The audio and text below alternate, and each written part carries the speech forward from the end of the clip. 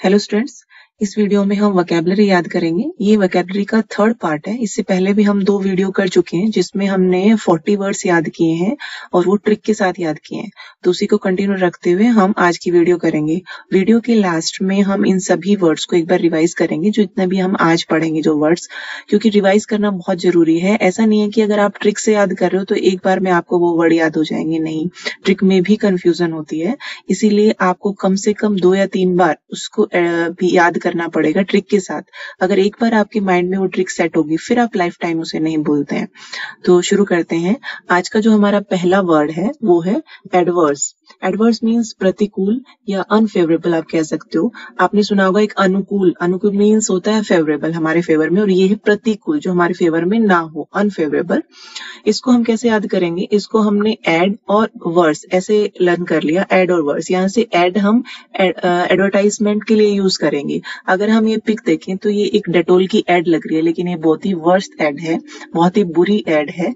तो ये वाली एडवर्टाइजमेंट बहुत वर्स है, तभी तो ये अनफेवरेबल है। यानी कि ये जो हम एड देख रहे हैं ये एड बहुत वर्स है, तो इसे हम क्या कहेंगे? ये एडवर्स है। ये एड कैसी है? एडवर्स है, हमारे अनुकूल नहीं है। हमारे जो हमारी नेक्स्ट वर्ड है हमारा आफ्टरमैथ। आफ्टरमैथ होता है किसी अप्रिय घटना के बाद का समय, the period which follow an undesired event.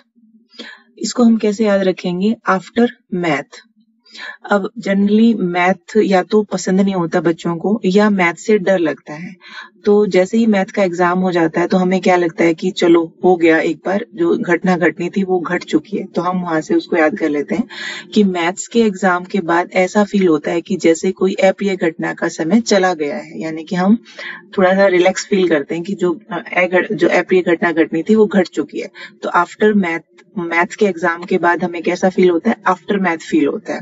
Math के एग्जाम के बाद हमें आफ्टर मैथ फील होता है। इसका सेंटेंस देखें। In the aftermath of the fire many people were in need of shelter. Next है हमारा सॉरी, यहाँ पे पीपल की जो स्पेलिंग है वो गलती से मैंने गलत लिख दी है, सॉरी। नेक्स्ट है हमारा अगास्ट। अगास्ट मीन्स हतप्रभ रह जाना या शॉक में हो जाना या भौचक्का रह जाना एक तरह से, यानी कि sudden feeling of shock and worry. इसको हम कैसे याद रखेंगे? अगास्ट को हम याद रखेंगे ए और घोस्ट, ये इससे मिलता जुलता है अगास्ट से, ए घोस्ट। तो उसने एक घोस्ट देखा तो वह बिल्कुल शॉक्ड में आ गया, यानी कि जब उसने घोस्ट को देखा, भूत को देखा, तो क्या हो गया? अगास्ट हो गया। जैसे उसने घोस्ट को देखा अगास्ट हो गया, घोस्ट को देखते ही अगास्ट हो गया। The teacher was aghast at how many of her students failed at the simple test. Teacher shock में थी, मतलब हैरान हो गई कि इतने सारे स्टूडेंट इतने से सिंपल से टेस्ट में कैसे फेल हो गए हैं। नेक्स्ट हमारा वर्ड है अजाइल।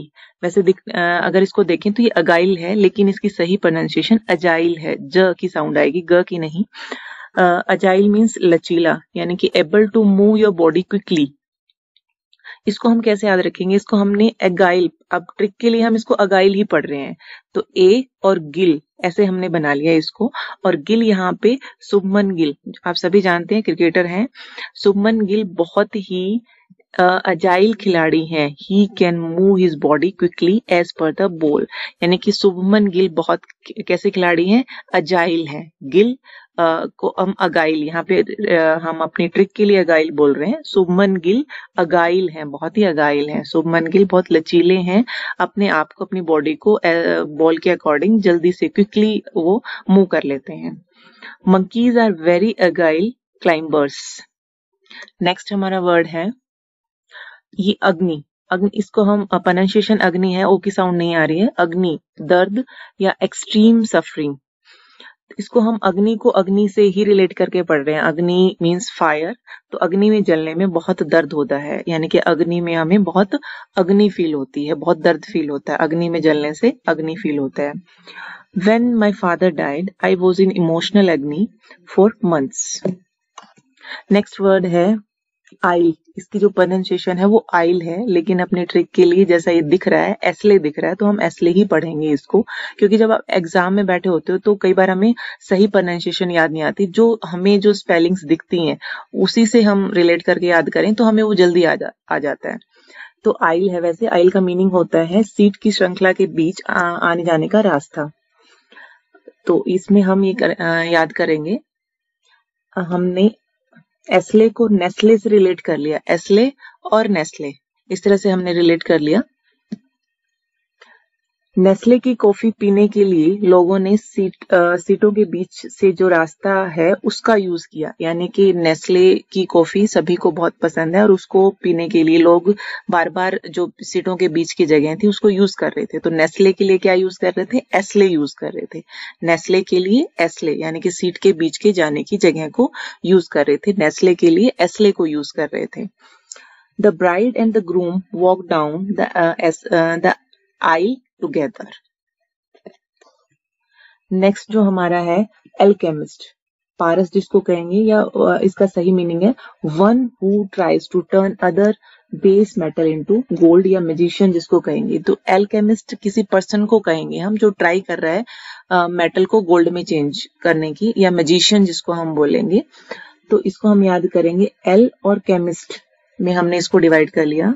एक केमिस्ट ने एल यहाँ पे एल्यूमिनियम के लिए यूज किया, एक केमिस्ट ने एल्यूमिनियम मेटल को गोल्ड में बदल दिया। तो जिस केमिस्ट ने उस एल्यूमिनियम को गोल्ड में बदला था उस केमिस्ट को हम एल्केमिस्ट कहेंगे। एल्केमिस्ट वो केमिस्ट है जो मेटल को गोल्ड में बदल दे। Alchemists were the founder of modern chemistry. Next है एलिमनी।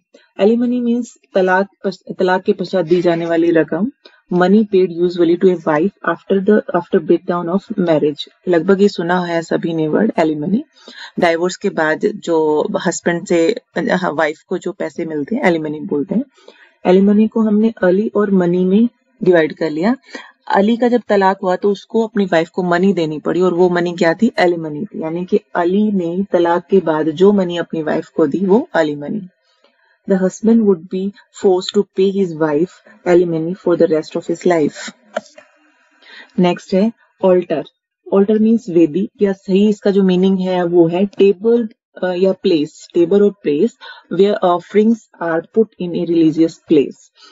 ये हम ये कह सकते हैं जैसे मंदिर, मस्जिद या हम चर्च में कहीं जाते हैं तो एक जगह ऐसी होती है, ये वो हो सकता है हमारे भगवान जी की मूर्ति के सामने हो या उसके साइड में कोई टेबल या कोई जगह ऐसी जहाँ पे हम अपना प्रसाद चढ़ाते हैं या जो चढ़ावे की चीजें होती है वो हम चढ़ाते हैं।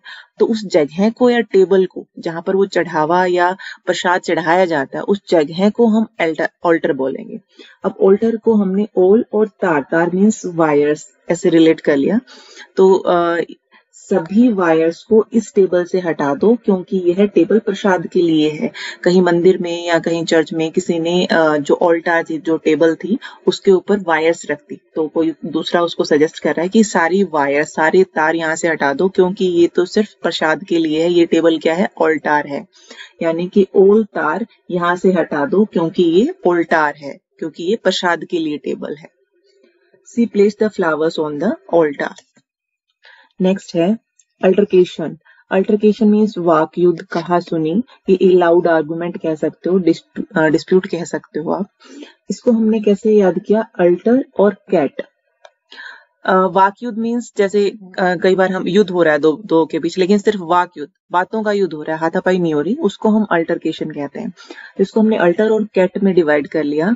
वो एक दूसरे को कैट की तरह अल्टर किए जा रहे हैं, जैसे हम इस पिक्चर में अगर देखें तो एक दूसरे को अपोज कर रहे हैं, वो उसकी बात नहीं मानने को तैयार है, वो उसकी बात मानने को तैयार नहीं है।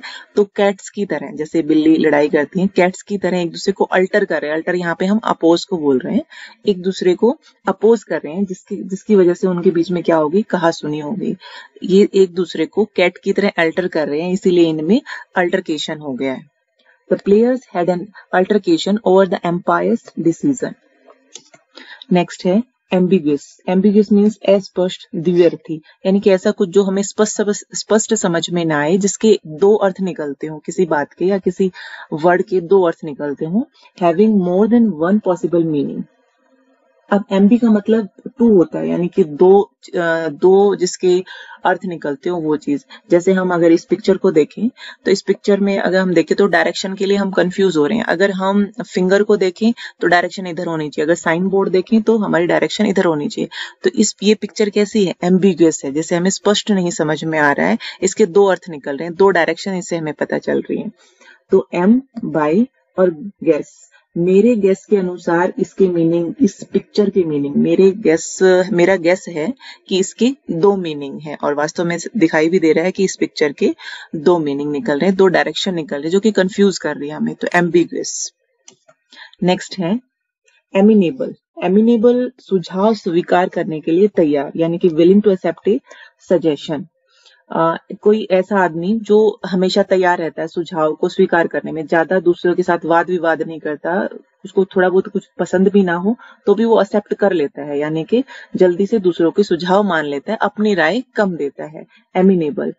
अब इसमें एमिनेबल में हम इसको कैसे याद करेंगे, अमन और एबल, यानी कि जिसे अमन या शांति चाहिए वो हमेशा दूसरों का सुझाव स्वीकार कर लेता है, जिसको शांति चाहिए वो दूसरों का सुझाव स्वीकार कर लेता है। क्यों स्वीकार कर लेता है, क्योंकि वो चाहता है कि भी ज्यादा लड़ाई झगड़े ना हो, इसीलिए वो दूसरों का जो सुझाव है वो जल्दी स्वीकार कर लेता है। तो उसको हम क्या कहेंगे, उसको कहेंगे ये पर्सन एमिनेबल है, इसको ज्यादा झगड़ा करने की आदत नहीं है। अब इसमें एक वर्ड ये है मैलिएबल। ये मैलिएबल जो वर्ड है इसका मीनिंग भी यही होगा, एमिनेबल। मैलिएबल एक साइंस का वर्ड भी है। तो इस साइंस के वर्ड में मैलिएबल वो होता है जिसको हम जैसे अगर क्वेश्चन आता है साइंस में कि सबसे ज्यादा मैलिएबल मेटल्स कौन से हैं, तो मैलिएबल मेटल्स होते हैं सोना और चांदी, गोल्ड और सिल्वर मैलिएबल है। तो ये साइंस का क्वेश्चन भी बनता है एक। और मैलिएबल किनको बोलते हैं, मैलिएबल मेटल्स को, जिनको हम बीट करके, यानी कि पीट पीट के पतली पतली चादरें जिसकी हम बना सकते हैं, उनको मैलिएबल मेटल्स बोलते हैं। तो ये साइंस का भी एक क्वेश्चन बनता है यहाँ से, तो इसको आप याद रखोगे। Rahul was always a very amenable student. Next है एमिएबल। ये एमिएबल है और ये एमिनेबल था, एमिनेबल और नेक्स्ट है एमिएबल, तो दोनों में फर्क है। एमिएबल मीन्स दोस्ताना या प्लीजेंट एंड फ्रेंडली बिहेवियर। इसको हम कैसे याद रखेंगे, हमने इसको एमिएबल को अम्मी और अब, अम्मी मीन्स यहाँ मदर, अम्मी का बिहेवियर अब बहुत प्लीजेंट एंड फ्रेंडली हो गया है। यानी कि जैसे हमारी जो मदर है वो जनरली क्या होते हैं, बात बात पर टोकती रहती हैं, अभी खाना क्यों नहीं खाया, अभी फोन लेके बैठ गए, अभी बाहर क्यों जा रहे हो। तो जनरली आदत होती है मदर्स की कि वो बात बात पर टोकती हैं। लेकिन अब जो हमारी अम्मी है, हमारी मदर है, उनका बिहेवियर कैसा हो गया, बिल्कुल एमिएबल हो गया, बिल्कुल फ्रेंडली हो गया। अब हमारी अम्मी का बिहेवियर एमिएबल हो गया है। Everyone knew him as an amiable fellow. Next है हमारा अंगस्ट। अंगस्ट मीन चिंता कहो आप इसको, अंगस्ट, और ग्रेट एग्जाइटी कहो, कह सकते हैं इसको हम। तो इसको हमने कैसे याद किया, इसको एन और जो जीएसटी था उसको हमने जीएसटी अलग अलग लिख लिया।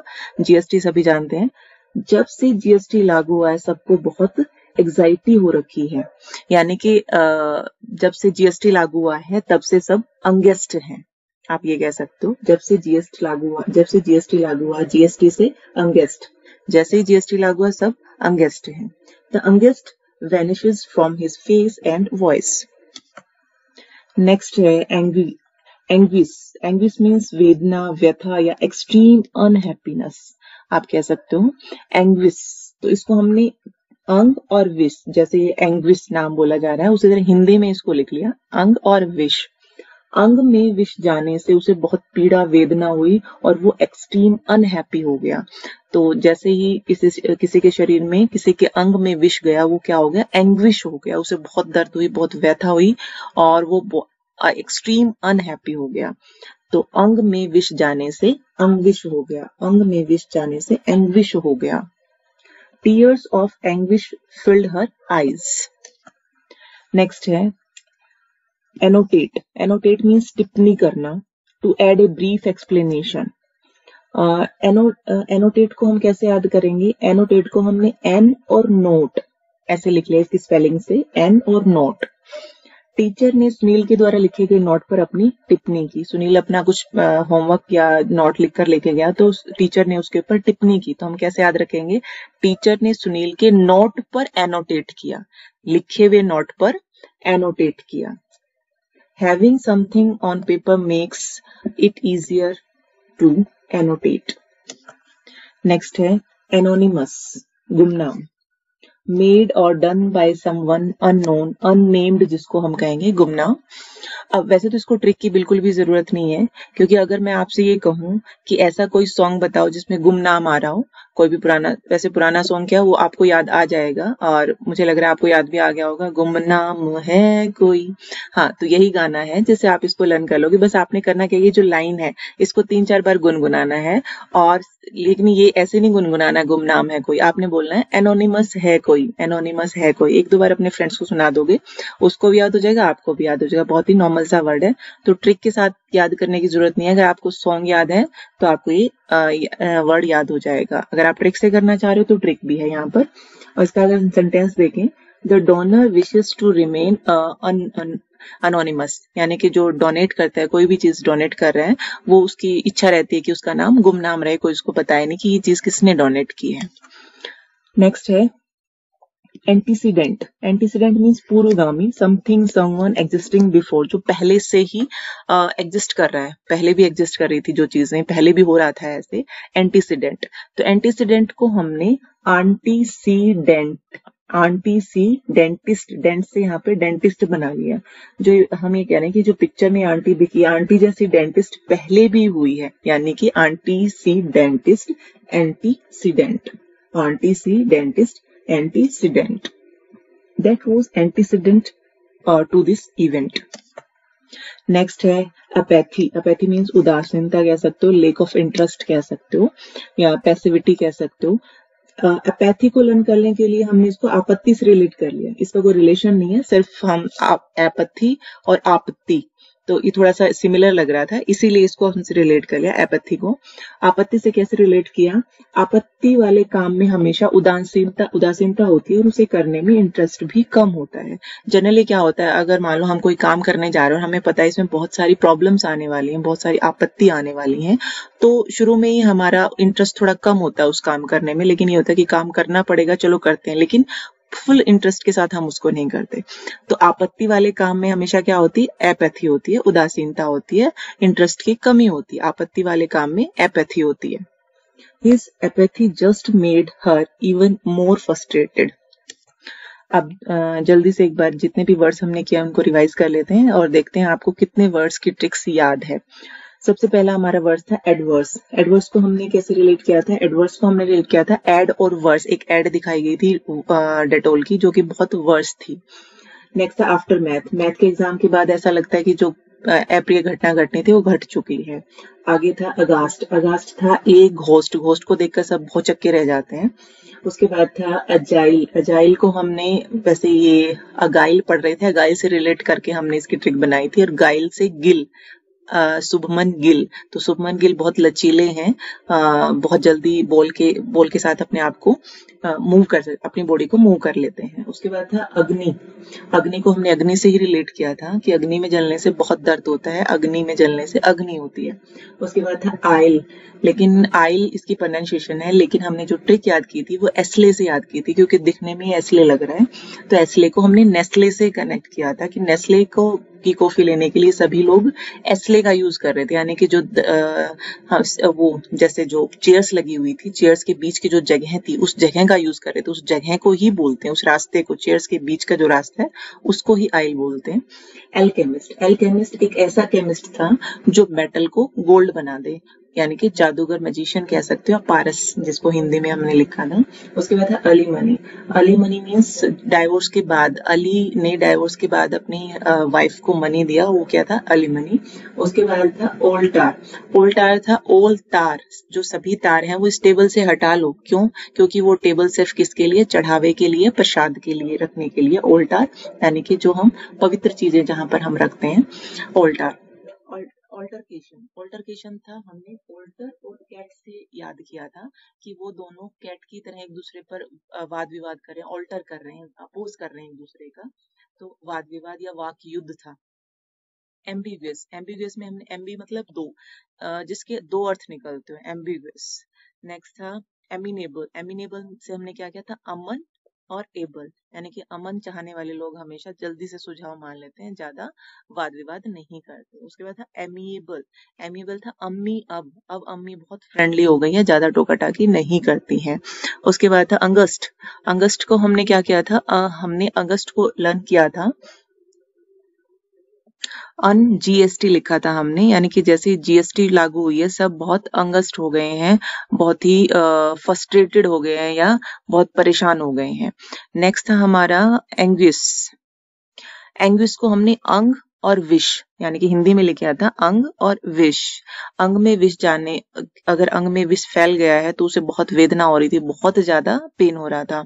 उसके बाद था एनोटेट, एनोटेट को हमने ए और नोट ऐसे लिखा था कि अगर हम टीचर के पास कोई नोट लेके जाते हैं तो उस पर टिप्पणी करती है, तो टिप्पणी था इसका। एनोनिमस, एनोनिमस आपने जो गाना याद किया था कि गुमनाम है कोई, तो एनोनिमस गुमनाम। उसके बाद है आपका एंटीसीडेंट, एंटीसीडेंट को हमने आंटीसीडेंट, आंटीसीडेंटिस्ट, यानी कि जो पूर्वगामी, पहले भी ऐसी आंटियां डेंटिस्ट रही हैं। उसके बाद अपैथी, अपैथी को हमने आपत्ति से रिलेट किया था कि जिस काम में हमें आपत्ति होती है करने में, उसमें हमें इंटरेस्ट नहीं होता, उसमें हमें इतना उदासीन हो जाते हैं, तो ये उदासीन था। तो स्टूडेंट्स, उम्मीद करती हूँ ये वीडियो आपके लिए हेल्पफुल है और आपको ये वर्ड याद भी हो गए होंगे अच्छे से। तो मिलते हैं नेक्स्ट वीडियो में। धन्यवाद। जय हिंद, जय भारत।